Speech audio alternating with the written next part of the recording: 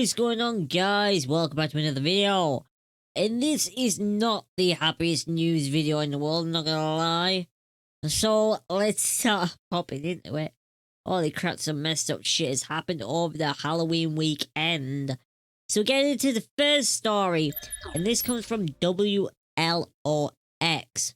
Woman reaches into purse and accidentally fires a gun at a Madison basketball game. Holy monker, is this a mad one? A woman is being given a $500 bond, which I don't even know why it's only $500, for accidentally firing a gun at a basketball game in Madison. According to the police, the incident happened inside the gym at Rosa Scott School Monday night. During the game, Kashawn Alexis McReynolds of Edwards reached into her purse to grab her phone but accidentally fired her gun. Nobody was hurt, but the game was suspended while investigators escorted McReynolds to a secure office inside the school. McReynolds did have an enhanced concealed carry permit which allowed her to have a firearm at the event. However, she was charged with discharging the firearm within city limits of Madison in violation of the City of Madison Ordinance. McReynolds was given a $500 bond and the court date to appear before Madison Municipal Court. Now I'm just going to say this now. Guns in schools is a no. For kids and adults and teachers. No. No guns at school. Like, holy shit. This is so lucky that this wasn't like last week, where we had obviously the story from the Rust set, where there was an accidental shooting and someone died. Thankfully, this bullet didn't hit someone, but this could have easily killed somebody. So, yeah. Except this time, this is directly this woman's fault for not handling a weapon properly. What the hell? Disgusting one. It's absurd as well that she got out on a $500 bond. Like, what? And got slapped with a tiny charge. If this had been anyone else, you best believe they would have got hit with a lot more than this. Frankly, a lot more than this. It's just a miracle that nobody was hit by the bullet. Thank God for that, because that would have been absolutely tragic and horrific, obviously. But yeah. Moving on to the next story. This one is from Fox 5 Atlanta. Texas woman points gun at 7-year-old for trick-or-treating outside her home. Yeah. So, Buda, Texas. A Buda woman was arrested after authorities said she pulled a gun on a young child who was trick-or-treating outside her home on Porter Avenue. Hayes County deputy says the 35-year-old Monica Bradford pointed the weapon at a 7-year-old on Halloween night. I was in shock. It's Halloween, there are kids everywhere. How could somebody just come out with a weapon and scare these kids? Said neighbor Connie Medina. Neighbors tell Fox 7 Austin that Bradford had her front light on and that it looked like her house was open for trick-or-treaters. And we're told that the father and his kids were at the end of Bradford's driveway when things quickly escalated. Thankfully, the child was not hurt, as police quickly rushed into this normally quiet neighborhood. There were cops at the end of our street. They stopped us and said nobody's allowed to go down the street. There's an incident with a gun involved, said one of the neighbors who lives across the street. Police were able to make contact peacefully with Bradford, but were prepared for the worst. Some had guns drawn. Some just had their rifles at the ready, said the neighbor. Bradford was taken into custody and brought to Hayes County Jail, but neighbors say this isn't the first time police have been called to the home in question. Parents and grandparents in the neighborhood are breathing a sigh of relief that things didn't turn out worse. Little kid probably needs counseling. He or she is going to have to deal with that for years. No telling, said Medina. Some are thinking twice about whether to let the kids trick-or-treat next year. I'm about to the point where I don't even want the kids going anymore, said neighbor Albert Anguiano. Bradford is charged with aggravated assault with a deadly weapon, and her bond was set at $10,000, and she has posted bond. She is expected to appear in court at a later date. And this is just horrific. This is scary. Like, being a parent, oh my god. How furious, how scared and furious and upset and angry would you be? Imagine your child goes out trick-or-treating on a night where they're meant to have fun, and instead you have some crazy person who thinks it's okay to point a gun at a child and threaten them. Because that's what that is. And don't pretend for any second that pointing a gun at a child is not a threat. You have to have something wrong with you to point a gun at a child. A 7-year-old. Like, please try and even defend that remotely for a second. I feel so sorry for that kid, and like one of the neighbors says, they are going to need help and support, because that must have been extremely traumatic to be in that position where you think that someone's about to kill you. Like, holy crap.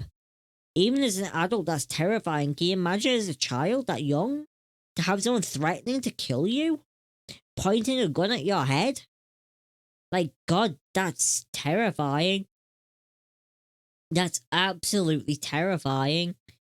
And I'm not surprised the police were expecting the worst, because what do you expect in that situation, right?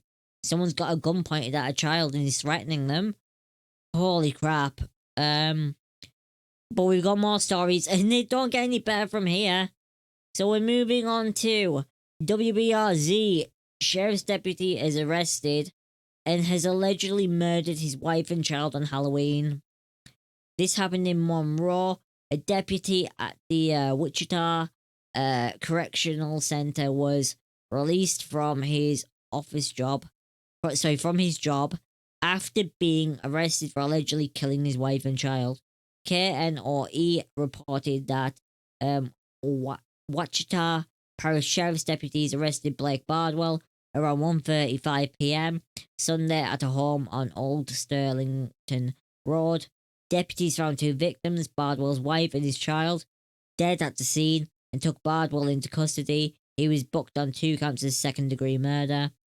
KNOE said Bardwell was deputy at the correctional centre since 2019, but was terminated upon his arrest on Halloween night. So, obviously, another horrific story on Halloween. That's meant to be one of the happiest times for families. And this guy's just, for whatever reason, maybe we'll find out, maybe we won't, maybe it'll just be something crazy that we'll never ever understand, has killed his family, which is scary, absolutely scary, and tragic, and just wrong. This shouldn't be happening. And he's a sheriff's deputy as well. He was a sheriff's deputy at a correctional centre. Just absolutely shocking. I mean, you're meant to go into psych evals right before joining the force. You're meant to have like a mental evaluation to see your state of mind, whether you're suitable for the job. Like, how did this guy get on the force? And there must have been major red flags somewhere. And what, they were just ignored? What happened? Obviously, we don't know anymore, and we can speculate, but we won't get into speculating. But this is so tragic to hear. Another horrible story on Halloween. We're gonna move on to the next story, and this one is from NBC News. A man killed his daughter's boyfriend for selling her into a horrible trafficking ring, police have said. The 19-year-old, which they're calling a victim, was killed last year, police in Spokane, Washington said. The remains were recently discovered in the trunk of a car. A Washington state father killed his daughter's 19-year-old boyfriend for selling her into a horrific trafficking ring. I'm guessing that you can figure this out on your own without me actually explicitly saying it. The boyfriend's remains were discovered in the trunk of an abandoned car on East Everett Avenue in Spokane last month. Police said in the press interview Monday, investigators believe the victim was killed in November 2020. The girl's father, John Eisenman, 60, was charged with first-degree murder and is being held on a $1 million bond. Attorney information has not been listed for him. Police says Eisenman learned in October 2020 that his juvenile daughter had been trafficked in the Seattle area and obtained information that her boyfriend was the responsible party for it, according to the press release. Eisman was able to rescue his daughter and get her back to Spokane the same month, police said.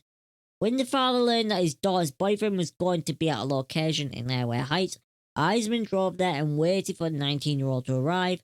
During the encounter, Eisman abducted him, tying him up, placing him in the trunk of a car, and subsequently assaulted the victim by hitting him in the head with a cinder block and stabbing him repeatedly, causing his death, police said. After the homicide, Eisman drove the vehicle to a remote area in North Spokane County and abandoned the car with the body still inside. The car remained in the remote area until last month when the person drove it to Spokane and left it on East Everett Avenue. The remains were discovered after people began rummaging through the abandoned vehicle. Amber Hellman said her boyfriend and friend were working outside, noticed that the car being left down the street for a while. They were just looking around and then for some reason they decided to look into the trunk. And all I hear is there's a body, she told NBC affiliate KHQ TV of Spokane. Now, I'm not going to talk about the story itself. You all can make your own decisions on that one. The question I have is, if the authorities knew that this boyfriend was the one who was responsible, as they've said that there's information that, points to him being responsible, why was he free?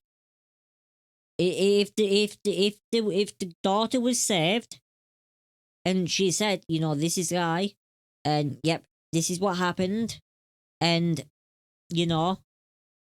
why was the boyfriend still free? Why? That's the biggest question I have here. This story, I don't really have questions about. It all makes sense and is perfectly understandable. The biggest question is, why wasn't this guy already in prison for what he did to that poor girl? Why isn't he in prison for what he did to that poor girl? But now you got this situation. And you can say what you think down below about this. I'm not going to say either way, obviously, because, YouTube and all that. But, you guys can give your opinion down below. But I think it's absolutely shocking that this person who did this thing to this girl was still walking around and free months afterwards. Shocking. Absolutely shocking. Moving on to the next story. Riley, police detective accused of using fake heroin in drug cases, is being fired. This comes from Raleigh WTVD. A Raleigh police detective whose attorneys say planted fake heroin on black men, resulting in their arrest, is out of a job. The Raleigh Police Department said on Monday that Omar Abdullah was terminated on October 28th. Back in September, his attorneys for a group of men who said they were wrongfully arrested for heroin trafficking announced a $2 million settlement with the city of Raleigh. So yeah, they got a $2 million settlement as part of this federal civil rights lawsuit associated with Abdullah, I think for advocates, we've always wanted this, says police reform advocate Kimberly McTarian told ABC 11 on Monday. This is something we've dreamt of, so for them, I still believe that. This is not a reality that they commonly see. Abdullah was paying a confidential informant who promised to tip off officers to Raleigh heroin dealers. Instead, the district attorney said that the informant returned with videos and audio recordings of drug buys, with critical clips missing, and a substance that labs test revealed months later wasn't drugs at all. Civil rights lawsuit said fake heroin was also planted by Detective Abdullah with the knowledge of other officers. The attorney said wrongful prosecutions caused those who were arrested to spend roughly a combined 2.5 years in jail before the charges were dismissed. Robin Mills' son, Marcus Van Irvin, was arrested by Abdullah for bogus heroin and initially put in jail on a $450,000 bond. Mills is frustrated with the lack of transparent answers about how this happened and wants to know why more officers haven't been held accountable. She said Abdullah's firing and the civil settlement aren't enough. They did what they needed to do from a civil perspective, but now we're talking about criminal, she said, and there's no way the kidnapping of over a dozen black men is not criminal. And I'm going to agree with that. Dave, how can that be considered not criminal to, basically illegally lock up? Well, it is kidnapping. It is what it is. It's false imprisonment. It's kidnapping. And there's no way of dancing around it. And I know people like to go, oh, well, it's a wrongful conviction. It's false imprisonment. It happens. It's just a thing. It's not bad. Like, it is bad. It's bad. It's disgusting. It's abhorrent. It is bad. Taking away people's freedoms and putting them in prison for not committing a crime is bad. It doesn't matter what the crime is. It's bad. But people will never understand that. It's just like, oh, well, it's better to do it this way than just to let them all run free. And it's just like, it's disgusting. It's disgusting the way people think about people. If it isn't happening to them, they don't care, is basically the attitude of people these days. If it isn't happening to you, why should I give a damn? And this is just another example of that. Thankfully, these people have gotten justice and their lives back. But I still don't know how that works, because I don't know if their records will get expunged for it or not. So this could still have consequences for them, because it doesn't say in here if their records were actually expunged or whether the charge will still be on there, because it could still be, which would still affect them. It's messed up. It's disgusting. Enter the final story. American passenger charged after allegedly punching flight attendant twice. This type of behavior has to stop, says American CEO said. An American Airlines passenger who allegedly punched a flight attendant in the face is facing up to 20 years in prison. Brian Hsu, 20, was charged with assault and interference with a flight crew on Monday by the Department of Justice. The source familiar with the investigation told ABC News the alleged attack on the American flight attendant was unprovoked. The flight attendant bumped into Hsu, who was travelling in first class. The source says the attendant apologised, according to the source, but Hsu later walked up to the galley and allegedly punched her twice. He then returned to his seat as if nothing happened, the source said. The American flight was scheduled on October 27 from New York's JFK Airport to Orange County, California. It was forced to divert to Denver, Colorado. Video from the incident apparently shows Horsey being booed off the aircraft as he was detained by police. American Airlines CEO Doug Parker said that the alleged attack was one of the worst cases of unruly behaviour the airline has ever witnessed. This type of behaviour has to stop, Parker said. In a video he posted to social media, and the best deterrent is aggressive criminal prosecution. So last week's midnight flight disruption is just latest in a surge of aggressive behaviours on planes. And the Federal Aviation Administration said it has received nearly 5,000 of these reports of unruly passengers. And they have been ranging from airline crews have reported incidents in which they visibly drunk people have abused them verbally, shoved and punched them, kicked seats, threw trash at them, and defiled the restrooms, sorry. The FAA is the authority's policy for in-flight disruptions, which could lead to fines as high as $52,500, and up to 20 years in prison, has not stopped some of these passengers from acting out. So yeah, basically they're calling for airport police to do more. And that's kind of where it is. I mean, it's disgusting, right? You never get abused at work, regardless of where you work for whatever reason.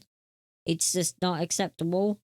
And it seems to be that it's happening to airline flight attendants a lot more. It's happening to airline crews a lot more. And that's just not right at all. They should be treated like people and have respect and dignity like everybody else. But that's really not the case at the moment. And there definitely needs to be more done with regards to this in order to, help them do their jobs in a safe manner and keep everyone else safe, right? But yeah, guys, that's the end of the video. If you like the video, hit the like button, comment down below, subscribe, let me know what you guys think, and I'll see you guys in the next one.